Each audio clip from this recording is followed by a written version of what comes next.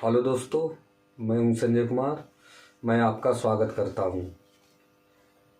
आज का session English grammar का रहने वाला है और ग्रामर में ये बहुत ही महत्वपूर्ण टॉपिक के बारे में हम आज बात करेंगे, जो कंपटीशन एग्ज़ाम या किसी भी स्टेट लेवल एग्ज़ाम में पूछा जाता है और बहुत ही महत्वपूर्ण रहने वाला है।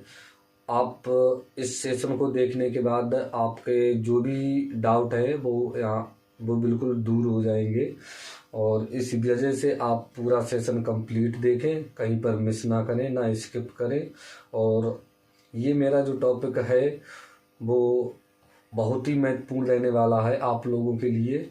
और कृपया इसे पूरा देखें और हो सके तो इस सेशन को शेयर करें अपने फ्रेंड्स में और अधिक से अधिक लोगों के बीच इसे पहुंचाएं। और चैनल अभी तक आपने सब्सक्राइब नहीं किया है तो चैनल को सब्सक्राइब कर लें, क्योंकि हर एक वीडियो का नोटिफिकेशन आपको मिल जाएगा और जिससे आप कंप्लीट सेशन को देख पाएंगे। तो आज मैंने अभी तुम्हें बताया कि जो मेरा सेशन है वो बहुत महत्वपूर्ण रहने वाला है, यानी डायरेक्ट और इनडायरेक्ट स्पीच पर रहने वाला है। तो इसके बारे में हम बात थोड़ी देर में करेंगे। फ़िलहाल अभी हम बात कर रहे हैं कि जो ये टॉपिक है वो आपका, अगर आप कंपटीशन में एग्ज़ाम देने जा रहे हो, मान लीजिए एसएससी सीजीएल या सीएचएसएल में जा रहे हो या एसएससी सीपीयू में जा रहे हैं, अर्थात जहाँ पर इंग्लिश आती है, जिस भी एग्ज़ाम में कंपटीशन में इंग्लिश पूछी जाती है तो उसमें यह टॉपिक ज़रूर पूछा जाता है। तो इस वजह से इसे सीरियसली से समझे। और अगर आप क्लास 10th या 12th में पढ़ाई कर रहे हो तो भी आपके लिए ये बहुत महत्वपूर्ण रहने वाला है। आपको ये सेशन, ये टॉपिक आपको 3 लेक्चरों में बिल्कुल कंप्लीट हो जाएगा। आप इन 3 लेक्चरों को अच्छी तरीके से देख लेंगे और देखने के बाद आपका ये टॉपिक कंप्लीट हो जाएगा। तो आगे हम यहाँ पर बात कर रहे हैं कि अभी मैंने बताया कि इस टॉपिक को स्टार्ट करने के पहले हम कुछ आप लोगों से बात करने वाले हैं कि देखो, आज की डेट में ऐसा है कि आप अगर पढ़ाई भी कर रहे हो तो मेरी आपसे यही रिक्वेस्ट है कि आप मेहनत से ही पढ़ाई करें।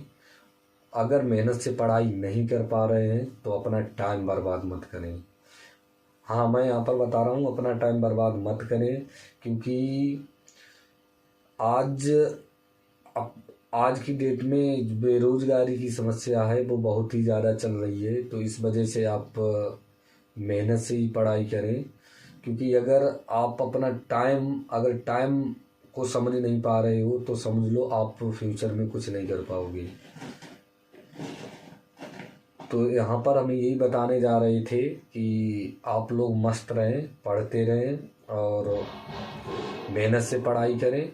हाँ, आप लोग कह रहे हो कि सर थोड़ा बहुत अमेंजमेंट करना भी तो ज़रूरी है, तो वो बात अलग की है। ठीक है, टाइम की बात होती है। इंटरटेन में जो होता है, एंटरटेनमेंट भी करना ज़रूरी होता है, तो वो बात अलग की है। तो यहाँ पर टाइम की बात होती है। अगर टाइम आपके पास, टाइम का ध्यान रखें, टाइम की बहुत बड़ी वैल्यूएशन होती है। तो चलिए यहाँ पर हम सीधे बात करने वाले हैं टॉपिक पर। तो आज का टॉपिक जो है, मैंने अभी तुम्हें बताया है कि वो मेरा नरेशन पर रहने वाला है। नरेशन, ठीक है। और नरेशन के बारे में आप लोगों ने क्लास 10th या 12th में पढ़ाई होगा, तो इसके बारे में हम बात करने वाले हैं। तो यहाँ पर आप लोग पहले ये बता दीजिए कि जो नरेशन होता है वो होता क्या है। तो यहाँ पर हम बता दे रहे हैं कि देखो, पहले तो आप समझे नरेशन जो शब्द है ये किससे बना है। तो यहाँ पर नरेशन जो शब्द है आपका नरेट से बना है। नरेट, ठीक है। नरेट जिसका अर्थ होता है हिंदी में, ठीक है, टू से समथिंग, यानी किसी के बारे में कुछ कहना, ठीक है। टू से समथिंग, कुछ कहना ही आपका नरेट कहलाता। और नरेट का ये नाउन फॉर्म है। ये कौन सा फॉर्म है? ये नाउन फॉर्म है। ये कौन सा फॉर्म है? नाउन। तो ध्यान से समझोगे नरेशन क्या होता है। नरेशन जो होता है, नरेट जो वर्ब होती, इसी का नाउन फॉर्म है। तो इसी का नाउन फॉर्म है जो नरेशन कहलाता है। और नरेट जो वर्ब होती है, इसका बेसिकली जो अर्थ होता है टू से समथिंग, यानी कुछ कहना ही आपका नरेट कहलाता है। अब यहाँ पर जैसे ध्यान रखना कि कुछ कहना नरेशन ही कहलाता है। यानी यहाँ पर जैसे कोई भी आप बात कर रहे हो वो दो टाइप से कह सकते हो। यहाँ पर ध्यान से समझ लो, यहाँ पर ये जो होता है वो आपका टू कैटेगरी का होता है। नंबर एक डायरेक्ट, यानी किसी को आप डायरेक्ट कह सकते हो, और यहाँ पर होता है दूसरा जो होता है वो इनडायरेक्ट। तो समझ गए, यानी डायरेक्ट और इनडायरेक्ट दो रूप से आप किसी भी कथन के लिए आप कर सकते हैं, दो टाइप से, यानी डायरेक्ट और इनडायरेक्ट। डायरेक्ट का जो अर्थ होता है, ठीक है, तो वो आपका होता है प्रत्यक्ष, और इनडायरेक्ट का जो अर्थ होता है वो आपका होता है अप्रत्यक्ष। तो ये चीज होती है, समझे ना। तो यहाँ पर ये बात समझ लें अच्छी तरीके से। तो अब यहाँ पर जैसे आप कहोगे कि ये होता क्या है, समझे। अब यहाँ पर कह रहे हैं, कुछ बच्चे कह रहे हैं डायरेक्ट स्पीच, स्पीच भी बता देंगे, और इनडायरेक्ट स्पीच क्या होते हैं। इसी का फॉर्म, जैसे किसी बात को कहना, समझे, किसी बात को कहना, जो लिखा हुआ आपका स्टेटमेंट वही स्पीच कहलाता है। अगर वो डायरेक्ट रूप में है तो डायरेक्ट स्पीच बोला जाएगा, अगर इनडायरेक्ट रूप में है तो वो इनडायरेक्ट स्पीच बोली जाएगी। अभी हम बता रहे हैं, मैंने अभी बोला कि किसी बात को जो आपका स्टेटमेंट लिखा है वही स्पीच बोला जाता है। ध्यान से समझो, जो स्टेटमेंट लिखा है स्पीच बोला जाता है। अगर वो डायरेक्ट रूप में तो डायरेक्ट स्पीच बोला जाएगा, अगर वो इनडायरेक्ट में है तो इनडायरेक्ट स्पीच में है। चलिए आगे यहाँ पर हम बात कर रहे हैं।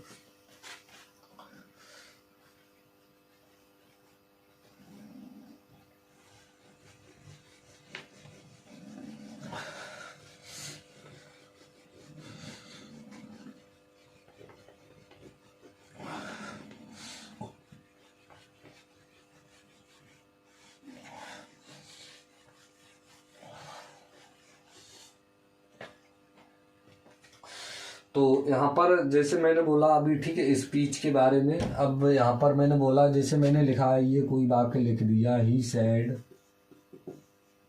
To me, comma inverted comma open, और मैंने आगे लिखा I am going to school, ये यहाँ पर मैंने लिख दिया। तो यही आपका स्पीच है। ये पूरा लिखा है यहाँ से यहाँ तक, यही आपका स्पीच है, ठीक है। मैंने यहाँ पर ऊपर लाइन खींची, अभी हम बता दे रहे हैं, यही आपका पूरा स्पीच बोला जाता है। अभी ये डायरेक्ट स्पीच है या इनडायरेक्ट स्पीच है उसके लिए समझ लो, ठीक है। तो अगर कभी भी आपको स्पीच ऐसा मिले, यही आपका स्पीच बोला जाएगा। यहाँ पर समझ लो, यहाँ से लेकर यहाँ तक ये पूरा स्पीच होता है, समझे। तो अब यहाँ पर समझ लो कि इसमें जो होता है कि ये डायरेक्ट स्पीच है या इनडायरेक्ट स्पीच है। कभी भी आपको स्पीच अगर इस तरीके से मिले, यानी यहाँ तक लिखा, फिर कॉमा लगा, फिर यहाँ से इन्वर्टेड कामा ओपन हुआ, फिर यहाँ से ये लिखा और यहाँ तक गया इन्वर्टेड कामा क्लोज, तो इस स्पीच के लिए आप बोलेंगे, क्या बोलेंगे, डायरेक्ट स्पीच। इस स्पीच के लिए आप बोलेंगे ये कैसा है, डायरेक्ट स्पीच है। कैसा है, डायरेक्ट स्पीच है। ध्यान से समझ लेंगे, ये डायरेक्ट स्पीच बोला जाएगा, समझे। तो अब यहाँ पर अगर हम इसका इनडायरेक्ट स्पीच करें तो आपका ऊपर जो वाक्य लिखा है इसी का हो जाएगा, ही टोल्ड मी डैट, और फिर he was going to school, और यहाँ पर फुल स्टॉप हो जाएगा। तो यही आपका यहाँ से ये लिखा है, ये आपका स्पीच बोला जाएगा इनडायरेक्ट, इनडायरेक्ट स्पीच। ये पूरा स्पीच बोला गया है, ठीक है। तो समझ गए। तो ये आपका जैसे ये पूरा स्पीच है, अब इस मैंने कथन को देखा तो ये इनडायरेक्ट है। कैसा? इनडायरेक्ट। इनडायरेक्ट है तो ये इनडायरेक्ट स्पीच, और ये डायरेक्ट है तो ये डायरेक्ट स्पीच है। अब यहाँ पर हम बात करने वाले हैं, तो आप पहले इनडायरेक्ट यानी नरेशन पढ़ने से पहले आप स्पीच को पहचाना सीखे कि कौन सी जो स्पीच रखी है वो डायरेक्ट में रखी है, कौन सी स्पीच इनडायरेक्ट में रखी है, तभी आगे आप सीख पाएंगे। तो यहाँ पर हम कुछ पहचानने के लिए नियम भी बता देंगे। कभी भी आपको ध्यान रखना कि कभी भी आपको कामा और इन्वर्टेड कामा लिखा हो, ठीक है, इस रूप में अगर आपको स्पीच मिले तो वो ध्यान रखना वो डायरेक्ट स्पीच होगी, डायरेक्ट स्पीच में रखा होगा। अगर कभी भी आपको कोई भी जैसे कंजक्शन से जुड़ा हुआ वाक्य मिले, कंजक्शन हो, यहाँ पर प्रीपोजिशन कोई भी कुछ भी लगा हो, तो यानी कुल मिलाकर कामा इन्वर्टेड कामा के रूप में नहीं मिले तो वही आपकी स्पीच बोली जाती है इनडायरेक्ट स्पीच। तो डायरेक्ट को मैंने अभी बता दिया, ठीक है। तो आगे हम यहाँ पर अब बात कर रहे हैं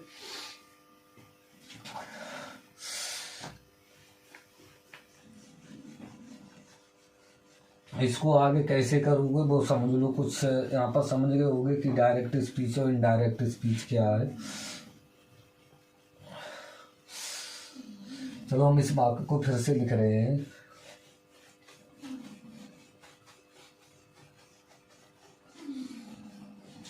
तो यहाँ पर आप समझ गए कि स्पीच यानी डायरेक्ट स्पीच क्या है, इनडायरेक्ट स्पीच क्या है। कभी भी आप ध्यान रखना, कभी भी आप डायरेक्ट से इनडायरेक्ट करो, यहाँ पर समझ लो डायरेक्ट से जब भी आप इनडायरेक्ट स्पीच में जाओगे यानी इनडायरेक्ट में करोगे तो आपको यहाँ पर कुछ रूल है उनको ध्यान रखना पड़ेगा। कभी भी आप डायरेक्ट से इनडायरेक्ट स्पीच में जाएंगे तो आपको यहाँ पर कुछ रूल लिखना पड़ेगा। सबसे पहले यहाँ पर नियम जो याद रखना पड़ेगा, आपको पता होनी चाहिए कि रिपोर्टिंग स्पीच कौन सी है, रिपोर्टिंग स्पीच कौन सी है, ध्यान से समझ लो, या रिपोर्टिंग वर्ब कौन सी है। यहाँ पर हम रिपोर्टिंग वर्ब भी कह सकते हैं इसकी स्पीच, चलो वर्ब नहीं स्पीच हम बता रहे हैं, रिपोर्टिंग स्पीच कौन सी है, ठीक है। और उसके बाद यहाँ पर आपको दूसरा यहाँ पर पता होना चाहिए कि रिपोर्टेड स्पीच कौन सी है, रिपोर्टेड स्पीच कौन सी है ये आपको पता होना चाहिए। तीसरी बात यहाँ पर आपको पता होना चाहिए कि reporting speech, reporting speech and reported speech का टेंस, का टेंस पता होना चाहिए, इसका टेंस भी पता होना चाहिए, ध्यान से समझ लो। तो ये आपको पता होना चाहिए कि रिपोर्टिंग स्पीच कौन सी है, यहाँ पर समझ लो ये रूल आपको पता होना चाहिए तभी आप नरेशन पढ़ पाओगे। तो यहाँ पर ये बात समझ लो अच्छी तरीके से, अगर आपको ये रूल पता होने चाहिए जब भी आप नरेशन पढ़ोगे तो यहाँ पर आपको पता होना चाहिए रिपोर्टिंग स्पीच कौन सी है, रिपोर्टेड स्पीच कौन सी है, reporting speech and reported speech का टेंस क्या है, तभी आप नरेशन को अच्छे से कर पाएंगे। अगर आपके ये रूल नहीं पता है तो आप 100% नरेशन में गलती करेंगे। तो सबसे पहले आप इन चीज़ों को समझ लो कि रिपोर्टिंग स्पीच और रिपोर्टेड स्पीच क्या होती है, उसके बाद आगे हम बात करेंगे। तो यहाँ पर समझ लो पहले हम बता दे रहे हैं, जैसे अभी मैंने वाक्य लिखा था समझ लो इनडायरेक्ट में, यहाँ पर मैंने बता दिया इनडायरेक्ट में ये चीज़ होंगी, ठीक है, डायरेक्ट के बारे में मैंने बता दिया।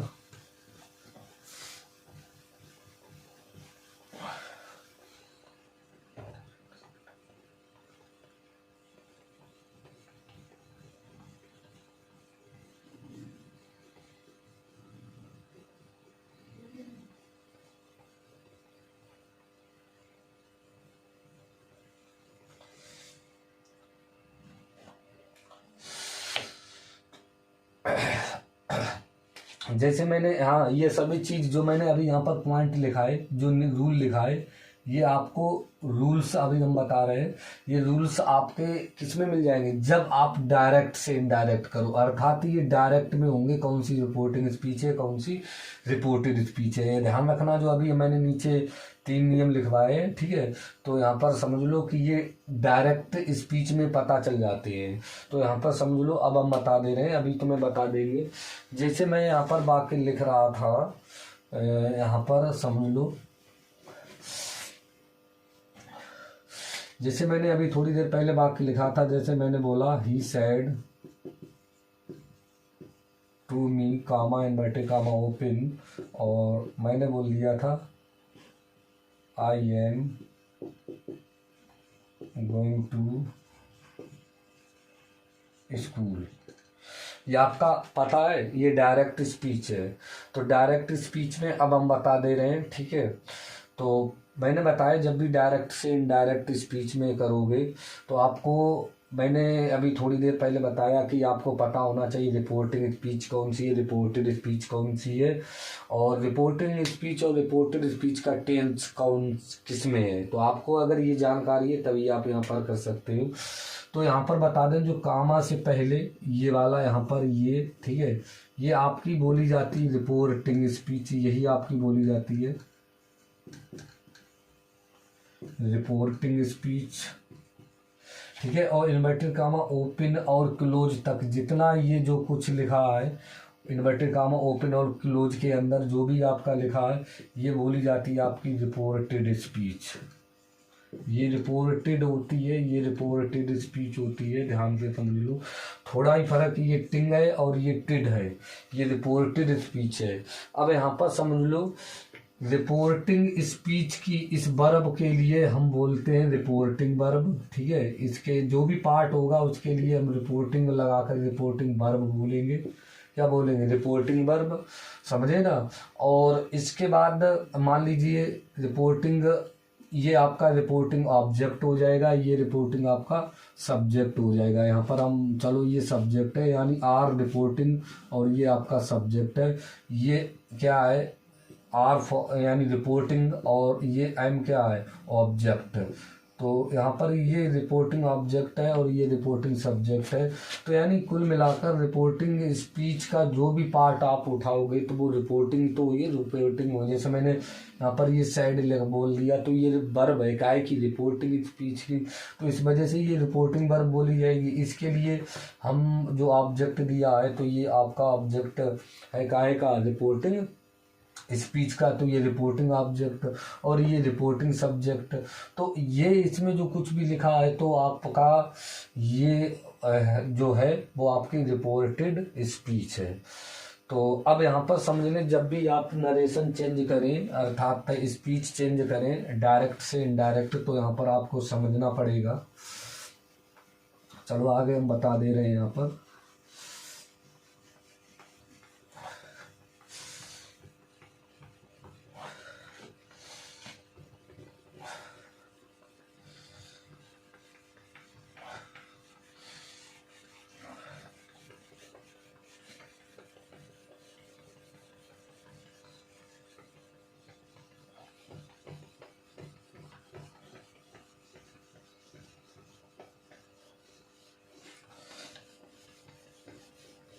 चलिए ध्यान से समझिए, आगे हम यहाँ पर बताने जा रहे हैं।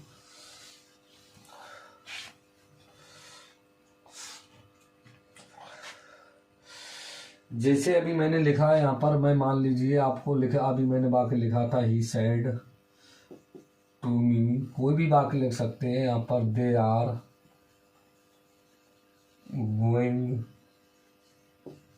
To school.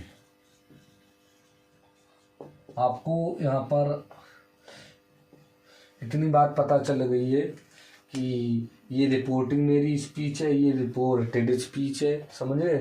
तो यहाँ पर जब आप इनडायरेक्ट में चेंज करेंगे, स्पीच बदलेंगे यानी डायरेक्ट से इनडायरेक्ट, तो इधर आप समझ लो यहाँ पर आपको जो रिपोर्टिंग स्पीच है, जो कभी कभार आपको ही सैड इतनी भी मिल सकती है, ही आपका यहाँ पर सेज भी मिल सकता है यानी प्रेजेंट डे में भी हो सकती है, ठीक है।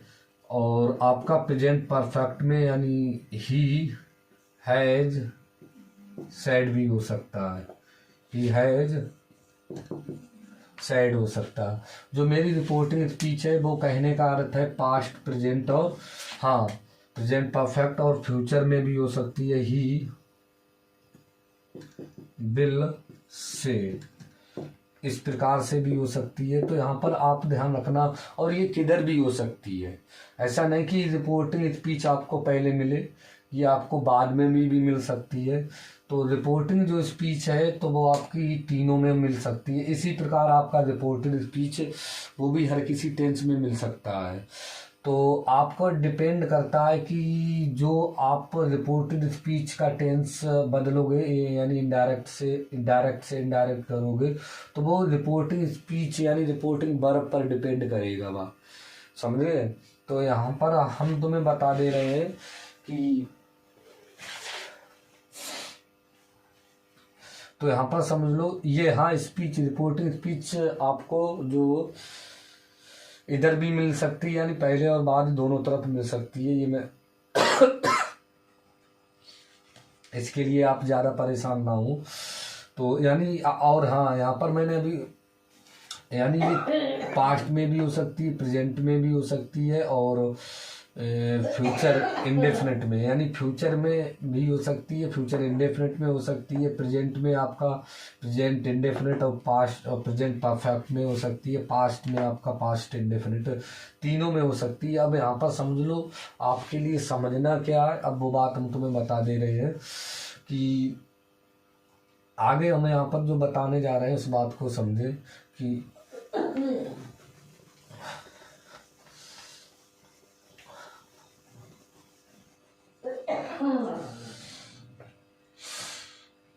तो यहाँ पर जो मैंने अभी जैसे मैंने इसकी इनडायरेक्ट बनाई थी, जैसे ही यहाँ पर मैंने कर दिया था ही टोल्ड, इसी को बना रहे हैं टोल्ड मी, और यहाँ पर डेट, और यहाँ पर आपका दे रहेगा, और यहाँ पर वर गोइंग,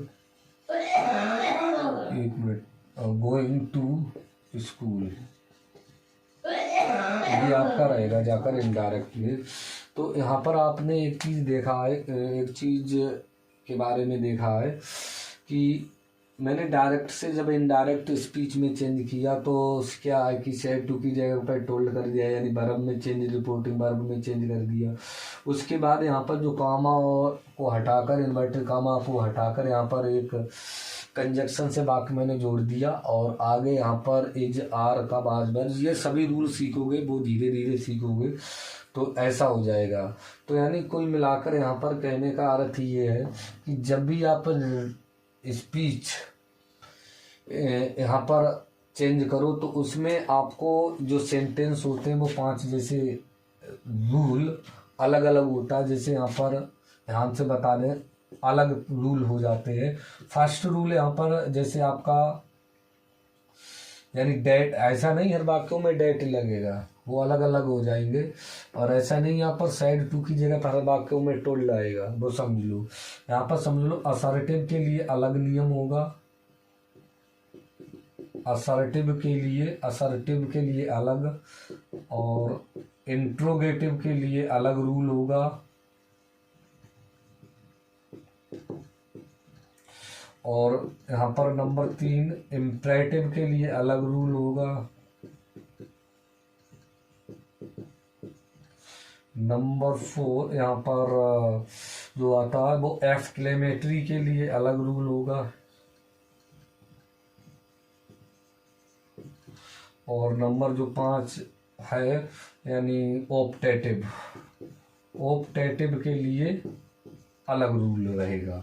तो यहाँ पर समझ लो कि आपके जो यहाँ पर डेट लगा है, जो कंजक्शंस मैंने यहाँ पर लगा दिया, तो यहाँ पर डेट असर्टिव के लिए कुछ और लगेगा, इंट्रोगेटिव के लिए अलग रूल रहेगा, और इम्परेटिव के लिए अलग, एक्सक्लेमेटरी के लिए अलग, और ऑप्टेटिव के लिए अलग रूल रहेगा।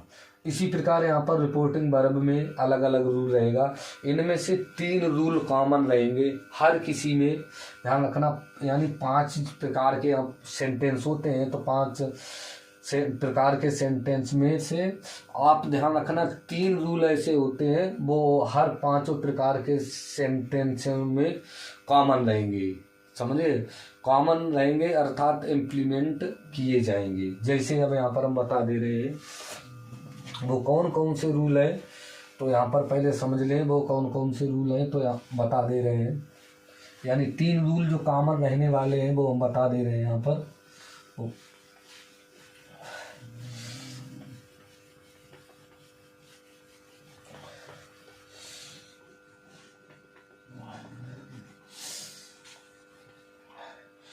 जैसे वो कौन कौन से 3 रूल रहने वाले हैं कॉमन, जैसे मैंने नंबर 1 बता दिया कि नंबर 1 आपका प्रोनाउन चेंज।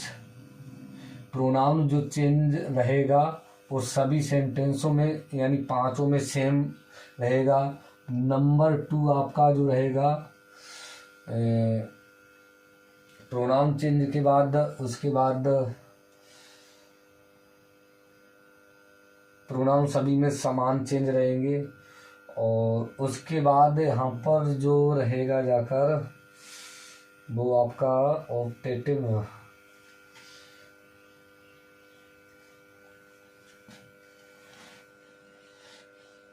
हाँ उसके बाद यानी कंजक्शन सभी में लगेगा जाकर, कंजक्शन। और नंबर 3 जो है आपका वो आपका यहाँ पर यानी other part of speech, other part of speech, वो सभी में, ये 3 रूल सभी में कॉमन रहने वाले हैं। यानी कुछ ना कुछ कंजक्शन लगेगा और उसके बाद अदर पार्ट ऑफ स्पीच रहेगा और प्रोनाउन चेंज रहेंगे, ये बात ध्यान रखना। अब यहाँ पर सबसे पहले बात ये, तो आप ये आज जो अभी मैंने बताया आप समझ चुके हो। आपने सबसे पहले सीखा है कि स्पीच कौन क्या क्या होती हैं, यानी डायरेक्ट स्पीच और इनडायरेक्ट स्पीच सीखा। उसके बाद आपने जो सीखा है वो आपने कि रिपोर्टिंग वर्ब क्या होती है और रिपोर्टेड वर्ब क्या होती है, रिपोर्टिंग स्पीच क्या होती है, रिपोर्टेड स्पीच क्या होती है। उसके बाद आपने जब इनडायरेक्ट नरेशन में डायरेक्ट से इनडायरेक्ट में किया तो उसके बाद मैंने बता दिया कि हर किसी में कंजक्शन सेम नहीं रहेगा, यानी असर्टिव में कुछ और कंजक्शन रहेगा, इंट्रोगेटिव में कुछ और रूल रहेगा, इम्परेटिव में कुछ और रूल रहेगा और एक्सक्लेमेटरी में कुछ और रूल रहेगा और ऑप्टेटिव में कुछ और रूल रहेगा। अर्थात यहाँ पर ये किसमें रूल रहेंगे, ये ध्यान रखना, ये आपके रूल रहेंगे, केवल परिवर्तन रहेगा, ध्यान से समझ लो। जो अभी मैंने बता दिए ये 3 इस सब में सेम रहेंगे। जैसे असर्टिव में आपका यहाँ पर साइड या साइड टू के स्थान पर क्या रहेगा, ठीक है, ध्यान से समझ लो, अलग नियम रहने वाला है। इंट्रोगेटिव में और यहाँ पर 3 यानी कंजक्शन, ये समझ लो। यानी पहली बात असर्टिव में साइड या साइड टू, यहाँ पर समझ लो साइड टू के स्थान पर क्या रहेगा और कंजक्शन। 1 मिनट डेट मैंने लिख दिया यहाँ पर, कंजक्शन हम लिख रहे हैं, कंजक्शन यहाँ पर समझ गए होंगे, कंजक्शन, ठीक है। यहाँ पर कंजक्शन मैंने लिख दिया। तो असर्टिव में आपका साइड या साइड टू और कंजक्शन, ये असर्टिव में कुछ और रहेंगे। इम्परेटिव में इनका रूल और रहेगा, ये इसी साइड और यानी साइड रिपोर्टिंग वर्ब और कंजक्शन का। इंट्रोगेटिव, हाँ सॉरी यहाँ पर इम्परेटिव नहीं, इंट्रोगेटिव में इनका अलग रूल रहेगा, इम्परेटिव में इनका अलग रूल रहेगा, एक्सक्लेमेटरी में इनका अलग रूल रहेगा और ऑप्टेटिव में अलग रूल रहेगा। हाँ पर यहाँ पर जो मैंने, और ये 5 सेंटेंस में से ये 3 रूल सभी में कॉमन रहेंगे, यानी प्रोनाउन चेंज, प्रोनाउन का चेंज और कंजक्शन, जो कंजक्शन लगाना है तो वो कंजक्शन सभी में लगेगा, ठीक है। और या इसके स्थान पर कुछ और शब्द उठा लिया जाता है, ले लिया जाता है। अदर पार्ट ऑफ स्पीच का रूल सभी में सेम रहेगा। तो यहाँ पर ये बात समझ गए होंगे। आगे जो हम बात कर रहे हैं कि इसके बनाने के लिए यहाँ पर अब हम बता दे रहे हैं कि रूल नंबर यहाँ पर 3 हम लिखवाएंगे, तो उन 3 रूलों को अच्छी तरीके से समझना पड़ेगा। तो कब इनका टेंस बदला जाता है, कब नहीं बदला जाता है, तो इसके बारे में आप यहाँ पर समझ लेंगे अच्छी तरीके से। देखो यहाँ पर समझोगे कि अगर रिपोर्टेड स्पीच आपकी प्रेजेंट या फ्यूचर में है तो रिपोर्टेड स्पीच का टेंस नहीं बदला जाता है। रूल नंबर यहाँ पर रूल्स हम यहाँ पर बता दे रहे हैं। सबसे पहले रूल्स हम यहाँ पर ये नोट करके अपनी कॉपी में लिख लेना। नंबर 1 रूल्स कहता है कि रिपोर्टिंग स्पीच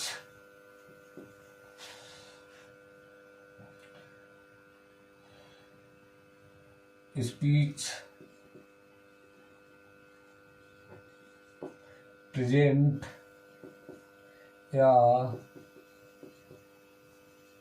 फ्यूचर में हो तो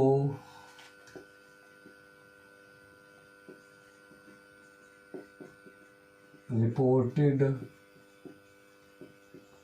स्पीच का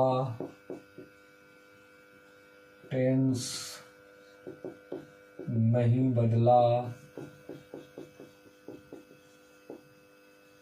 जाता है। ठीक है, जैसे हमें यहाँ पर यानी यहाँ पर मैंने बताया कि रिपोर्टिंग स्पीच प्रेजेंट में हो या फ्यूचर में हो तो रिपोर्टेड स्पीच का टेंस नहीं बदला जाता है। जैसे हम यहाँ पर एग्जांपल दें, he says to me they are very poor. तो इसके अगर स्पीच बदलोगे तो यहाँ पर मैं लिखूंगा जाकर he tells me that they are very poor. समझे? या ये तो ये यहाँ पर देखो क्यों नहीं इधर वाक्य प्रेजेंट में था, रिपोर्टेड स्पीच प्रेजेंट में ही रहा, और यहाँ पर जब मैंने स्पीच चेंज किया तो प्रेजेंट में ही रखा। हाँ, ये हम बता देंगे सेड टू टेल्स क्यों हो गया, ट्राइड क्यों रहेगा, वो हम सारे नियम बता देंगे। मैंने बता दिया 3 लेक्चरों में आपका इनडायरेक्ट बिल्कुल कंप्लीट हो जाएगा। जैसे यहाँ पर तो ये प्रेजेंट में है, अगर यहाँ पर फ्यूचर में होती ही बिल से कामा इनवर्टेड कामा ओपन, और यहाँ पर लिख देते शी इज ब्यूटीफुल गर्ल। यहाँ पर चलो आगे हम लिख दें इन द क्लास। अब यहाँ पर समझो ध्यान से, तो यहाँ पर जो रिपोर्टिंग स्पीच है 1 मिनट ही लिखा है ही, तो यहाँ पर जो रिपोर्टिंग स्पीच है वो आपकी फ्यूचर में, तो इसकी इनडायरेक्ट स्पीच होगी he will say that she is